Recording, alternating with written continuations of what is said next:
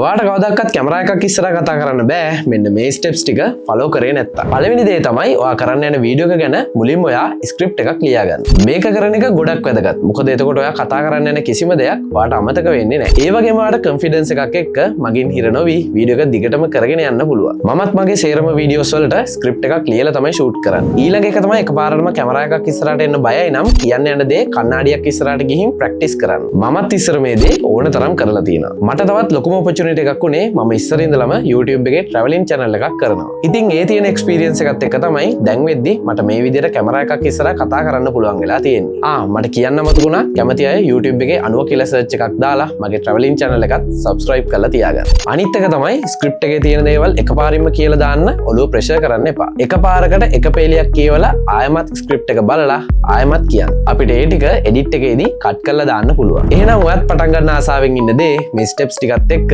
අදම පටන් ගන්න.